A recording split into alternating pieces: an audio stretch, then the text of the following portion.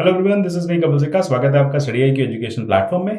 आज इस वीडियो में हम चर्चा करेंगे शुगर केन पॉलिटिक्स की। काफी प्रोमिनेंट है शुगर केन पॉलिटिक्स, और जब हम बात करते हैं सबसे बड़े क्षेत्र की, उत्तर प्रदेश की, जब वहां पे सबसे ज्यादा शुगर प्रोडक्शन होता है, तो जितना ज्यादा शुगर प्रोडक्शन है या शुगर केन का प्रोडक्शन है, उसी हिसाब से यहाँ पे शुगर केन को लेकर क्राइसिस भी बहुत ज्यादा है। बहुत लंबे समय से यहाँ फार्मर्स कंप्लेन करते आए हैं कि शुगर केन मिल के जो एरियर्स हैं, यानी जो पेमेंट शुगर केन मिल्स ने फार्मर्स को करनी होती है, वो डिले होती है। और जब जब इलेक्शन आता है तो इलेक्शन में काफी बहुत ही ज्यादा इंपॉर्टेंट मुद्दा ये बन जाता है। हमने एक प्रीवियस वीडियो में डिस्कस भी किया था किस तरह से जाट पॉलिटिक्स इस समय डोमिनेंट है, या फिर जाट्स अगर हम वेस्टर्न उत्तर प्रदेश की बात करें तो काफी ज्यादा डोमिनेंस दिखा रहे हैं इस समय के इलेक्शंस में। इसी तरह से शुगर केन जो है वो एक काफी ज्यादा बर्निंग मुद्दा बन चुका है वोट बैंक पॉलिटिक्स में। यहाँ पे कहा जा रहा है जो करंट गवर्नमेंट है वहां से किसान काफी नाराज हैं, क्योंकि किसानों का जो पेमेंट है वो काफी लंबे समय से शुगर केन फैक्ट्री से नहीं हुआ है, और इसी के चलते हो सकता है कि वो एक स्विंग वोटर की तरह एक्ट करें और अगली किसी सरकार को चुने। अब अगले आगे क्या होगा ये तो समय बताएगा किस तरह से कौन सी सरकार आएगी,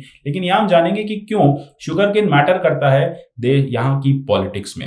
मेरे हर वीडियो के पीडीएफ में टेलीग्राम चैनल से डाउनलोड कर सकते हैं, आप मुझे ट्विटर हैंडल पे फॉलो कर सकते हैं। लेकिन जब हम बात करते हैं शुगर केन की, तो उत्तर प्रदेश सबसे बड़ा शुगर केन ग्रोइंग स्टेट है। 27 हेक्टेयर का, लगभग लाख हेक्टेयर का जो एरिया है वो शुगर केन में जाता है। लगभग कहा जाता है कि सबसे ज्यादा शुगर केन यूपी और उसके बाद महाराष्ट्र में सो किया जाता है।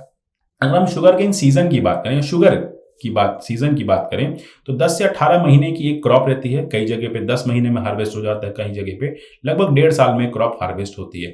मतलब ये हुआ कि जो भी फार्मर शुगर केन फार्मिंग में है वो लाइफ टाइम शुगर केन ही ग्रो करता है। अब इसी वजह से वो एक विशेष साइकिल में भी फंस चुका है। उसने शुगर केन ग्रो किया, उस शुगर केन को उसने क्रशिंग के लिए मिल में डाला, मिल से उसने पेमेंट का वेट किया, पेमेंट आई तब तक उसकी दूसरी फसल खड़ी है, उसने फिर मिल में डाला और फिर से पेमेंट का वेट किया। तो ये जो पूरा जो प्राइसिंग का इशू है, ये जो पूरा पेमेंट का इशू है, इसकी वजह से कहा जाता है कि उत्तर प्रदेश में वोट भी अकॉर्डिंगली पड़ते हैं। क्यों अकॉर्डिंगली पड़ते हैं? क्योंकि अगर आप बात करेंगे शुगर केन ग्रोइंग डिस्ट्रिक्ट की, तो ऐसा नहीं कि सिर्फ वेस्टर्न उत्तर प्रदेश तक ही शुगर केन ग्रो किया जाता है। ये एक ऐसी क्रॉप है जो आपको पूरे यूपी में हर जगह ग्रो होती हुई मिलती है। यानी अगर आप वेस्ट से ईस्ट की तरफ जा रहे हैं तो शुगर केन काफी इंपॉर्टेंट क्रॉप है, और इंपॉर्टेंट क्रॉप होने के साथ साथ लगभग 40 लाख फैमिलीज इसमें इन्वॉल्व हैं। 40 लाख फैमिलीज का मतलब मैं मान के चलता हूं लगभग 1 करोड़ 20 लाख के आसपास वोट जो है यहां से मैटर करते हैं। अब यहाँ पे सरकार का क्या कहना है? सरकार कह रही है कि अभी तक के सबसे ज्यादा जो पेमेंट्स हुई हैं वो हमारे ही इस अंतराल में, हमारे ही कार्यकाल में हुई है। मतलब लगभग 95% जो बैकलॉग था, 96% जो बैकलॉग था पेमेंट का, जो ड्यूज थे, हमने क्लियर कर दिए हैं। लेकिन हाँ, करंट ड्यूज उसमें इन्वॉल्व नहीं है। करंट ड्यूज लगभग 4000 करोड़ के अभी भी पेंडिंग है, और इसी बात को लेकर किसान नाराज हैं कि आप हमारे करंट ड्यूज को भी जल्दी से पे कीजिए। अब बात आती है ये ड्यूज बनते क्यों हैं। देखिए क्या होता है, किसान जो है वो शुगर केन ग्रो करता है, उसके शुगर केन तो ऐसे बिकती नहीं है, वो क्रश होने जाती है क्योंकि उसका शुगर बनता है। तो अब वो मिल में जाती है, मिल को उसको किसान को पेमेंट देना होता है। मिल क्यों नहीं पेमेंट टाइम से कर पाती? अगर आप 1966 से कंट्रोल ऑर्डर देखेंगे, आपने देखा एक लंबे समय तक भारत में 4 दशकों तक शुगर जो है वो कंट्रोल में रही थी। कंट्रोल मतलब सरकार उसके प्राइस, मार्केट प्राइस डिसाइड करती थी। अब जो उसका इनपुट प्राइस है वो भी सरकार डिसाइड करती थी।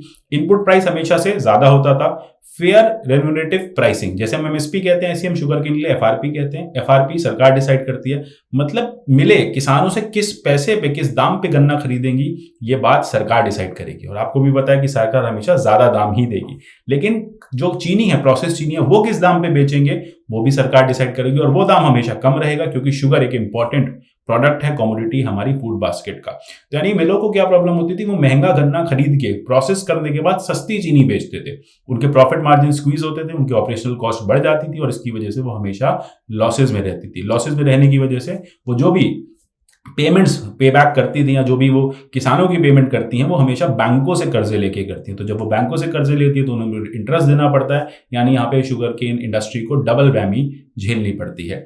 अब यहाँ पे बात ये हो जाती है कि गवर्नमेंट इसको और ज्यादा कैसे इन्फोर्स कर रही है। अब यूपी गवर्नमेंट ने इलेक्शन के चलते एक बिल पास किया जिसका नाम है उत्तर प्रदेश गन्ना पूर्ति तथा खरीद विनियम। अब इसका द्वितीय संशोधन आया, सेकेंड अमेंडमेंट आया। इसमें गवर्नमेंट ने यह कहा कि अगर कोई भी शुगर मिल किसानों का पैसा समय पे नहीं लौटाती तो जो गवर्नमेंट ऑफिशियल्स हैं वो उन शुगर मिल्स के एरिया रिकवर कर सकते हैं, ठीक है, उनके प्रॉपर्टी जब्त कर सकते हैं, उन पर फाइन्स लगा सकते हैं। तो ये तो मिल्स के साथ और बड़ी प्रॉब्लम हो रही है। जैसा मैंने आपको बताया, लगभग 27 डिस्ट्रिक्ट्स जो हैं उत्तर प्रदेश में, शुगर केन कॉन्स्टिट्यूएंसीज कहा जाता है उनको, वहां पे शुगर केन फार्मिंग काफी प्रोमिनेंट है, और उन शुगर केन फार्मर्स का वोट काफी ज्यादा प्रोमिनेंस में रहता है। इन 27 डिस्ट्रिक्ट में लगभग 150 सीटें जो हैं वो फॉल करती हैं उत्तर प्रदेश विधानसभा की। एक तरफ जाट प्रॉब्लम, दूसरी तरफ शुगर केन के एरियर्स की प्रॉब्लम, यानी सरकार की जो प्रॉब्लम है यहाँ पे बढ़ती जा रही है। और ऐसा नहीं है कि शुगर केन की प्रॉब्लम इसी सरकार के कार्यकाल में हुई है, ये हमेशा से चलती आई है। जहां जहां पे सरकार हमेशा किसी भी तरह का रेगुलेशन करती है मार्केट में, वहां क्राइसिस क्रिएट होती ही होती है। और इसी तरह से आपने देखा एडमिनिस्ट्रेटिव बॉटलनेक्स की वजह से, एडमिनिस्ट्रेटिव अपैथी की वजह से शुगर केन फार्मर भी परेशान है और शुगर केन इंडस्ट्री भी पूरी तरह से कोलैप्स है। अब इसको सरकार ने ठीक करने के लिए एक नया कॉन्सेप्ट निकाला था इथेनॉल ब्लेंडिंग का। इससे शुगर केन के जो बाय प्रोडक्ट्स हैं उसकी मार्केट में डिमांड बढ़ी है, लेकिन नो डाउट अभी भी शुगर केन इंडस्ट्रीज जो है वो प्रॉफिटेबिलिटी की तरफ नहीं बढ़ पाई हैं। वो भी पूरी कोशिश कर रही है कि हम प्रॉफिटेबिलिटी की तरफ बढ़े और किसानों का बकाया चुकाएं। अभी मैंने एक टर्म यूज किया था, fair and remunerative pricing. Exam में हमसे ये पूछा जाएगा कि एफआरपी क्या है। आप कह सकते हैं एफआरपी गन्ने का एमएसपी है। गन्ने को कभी भी हम एमएसपी के नाम पे नहीं रखते हैं, हम उसको एफआरपी के नाम पे करते हैं। सरकार का ये कहना है कि हमने अब तक की सबसे ज्यादा एफआरपी इस बार फाइनलाइज किए, 290 रुपए क्विंटल। यानी जब कोई भी किसान मिल को अपना गन्ना बेचने जाएगा तो 290 रुपए क्विंटल जो है मिल को वो दाम किसान को देना ही पड़ेगा। अब ये एफआरपी किस तरह से कैलकुलेट की जाती है? देखिए, जब हम बात करते हैं एमएसपी की, तो एमएसपी भी commission for agriculture cost and prices finalise करती है। लेकिन जब आप बात करते हैं एफआरपी की, तो एफआरपी में ये कमेटी तो रहती है, कमीशन तो रहती रहती है, साथ में कंसल्टेशन लिया जाता है स्टेट गवर्नमेंट से और बाकी स्टेक होल्डर से। क्योंकि 2-3 ही ऐसे क्षेत्र हैं देश में, 2-3 ऐसे स्टेट्स हैं जहां पे ये इस तरह की जो क्रॉप है, शुगर केन क्रॉप जो है, ग्रो की जाती है। सो अल्टीमेटली यहाँ पे स्टेट गवर्नमेंट्स का, स्टेक होल्डर का जो सी होता है काफी मैटर करता है और इनसे ही फाइनलाइज करने के बाद, कंसल्ट करने के बाद एक फाइनल एफआरपी पे पहुंचा जाता है। जब वो एफआरपी कैलकुलेट की जाती है तो काफी फैक्टर्स यहाँ पे कैलकुलेट किए जाते हैं, जैसे कि कॉस्ट ऑफ प्रोडक्शन क्या रही, ओवरऑल डिमांड क्या है, सप्लाई क्या है, डोमेस्टिक इंटरनेशनल प्राइसेस क्या कह रहे हैं। आपने देखा कि शुगर केन एक ऐसा कमोडिटी है जिसे ब्राजील भी काफी ज्यादा उत्पादन में लेके आता है और उसको डंप करता रहता है अलग अलग कंट्रीज में। यानी शुगर केन एक ऐसा है कि अगर हम शुगर केन के इंपोर्ट्स खोल दें तो बाहर से आने वाली चीनी देश में मिलने वाली चीनी से काफी ज्यादा सस्ती होगी और अल्टीमेटली हमारे देश में जो लोकल प्रोड्यूस चीनी है वो नहीं बिकेगी। तो इंटरनेशनल प्राइसेस मैटर करते हैं। इंटर क्रॉप प्राइस पैरिटी भी देखी जाती है, मतलब अगर वो किसान शुगर केन ना ग्रो करके व्हीट ग्रो करता तो उसे क्या मोल मिलता, तो उसी तरह से इंटर क्रॉप पैरिटी प्राइसिंग भी देखी जाती है। साथ ही साथ ट्रेड प्राइसेस देखे जाते हैं बाय प्रोडक्ट के, कि शुगर केन का जो बाय प्रोडक्ट आएगा, मोलेसिस आएगा, ठीक है, इथेनॉल आएगा, वो कितने में बिकेगा। साथ ही साथ जनरल प्राइस लेवल और रिसोर्स यूज एफिशिएंसी भी देखी जाती है। तो बहुत सारे फैक्टर्स देख के यहाँ पे एफआरपी फाइनलाइज की जाती है। जब इतने सारे फैक्टर्स देख के एफआरपी फाइनलाइज की जाती है तो क्राइसिस कहाँ आती है? देखिए, क्राइसिस आती है उस एफआरपी के पेमेंट में। किसान एफआरपी से खुश हैं, किसानों को जो दाम मिलता है उससे वो खुश हैं, लेकिन वो पैसा उनका समय से नहीं आता, उससे वो हमेशा नाखुश रहते हैं और इसी बात पे वो वोटिंग भी करते हैं। महाराष्ट्र की पॉलिटिक्स और उत्तर प्रदेश की पॉलिटिक्स बहुत हद तक इन फैक्टर्स पे डिपेंडेंट रहती है।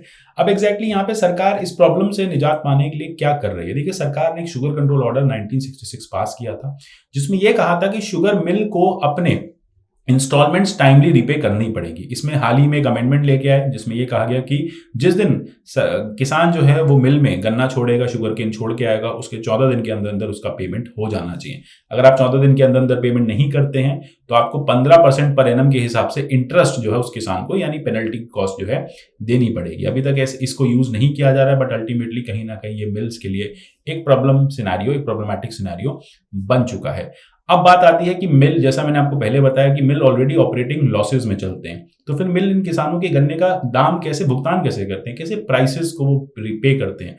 मिल्स के साथ प्रॉब्लम क्या आती है कि मिल्स अपने स्टॉक्स को यहाँ पे जो है गिरवी रखते हैं या फिर यहाँ पे बैंक से लोन लेते हैं और फिर एफआरपी प्राइसिंग के अकॉर्डिंग जो पेमेंट्स हैं कर पाते हैं। जब वो बैंक से लोन लेते हैं तो अल्टीमेटली उन पे एक इंटरेस्ट कॉस्ट भी आता है, तो ये तो डबल वैमी उन पे हो जाती है कि वो सरकार के हिसाब से गन्ना खरीदते हैं और चीनी जो है वो मार्केट प्राइस के हिसाब से बेचते हैं और बीच में जो उनके प्रॉफिट्स होते हैं वो इस इंटरेस्ट पेमेंट में निकल जाते हैं। तो यानी जो प्रॉब्लम है ये पॉलिटिकल इन नेचर थी और इसे डबल वैमी हो चुकी है। दोनों तरफ एक क्राइसिस यहाँ पे देखी जा रही है कि रादर आप बात करें किसान भी परेशान है, फार्मर्स परेशान है, शुगर केन ग्रोअर्स परेशान है, लेकिन मिल भी उतनी ही परेशान है। और गवर्नमेंट इसी या आने वाली या हर गवर्नमेंट पीछे की हर गवर्नमेंट आपने देखा इसी पे एक पॉलिटिकल वोट बैंक जो है वो बिल्ड करती है। ऑपोजिशन का हमेशा पर उत्तर प्रदेश इलेक्शन का मुद्दा होता है कि किसानों का पेमेंट हम टाइमली करेंगे जब हम सत्ता में आएंगे, और जब भी जो सरकार सत्ता में आती है वो भी मजबूर होती है टाइमली पेमेंट नहीं कर पाने की। इस गवर्नमेंट ने काफी कुछ किया है पेमेंट्स को लेके, अभी भी कुछ नाराजगी है किसानों में। अब देखना ये होगा कि किस तरह से वोटिंग होती है।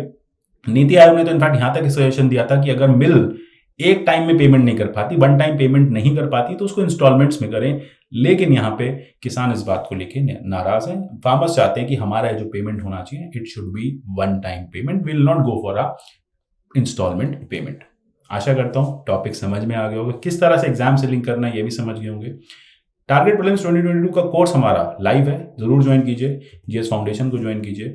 मिलेंगे अगले सेशन में, तब तक के लिए goodbye, take care and God bless you all.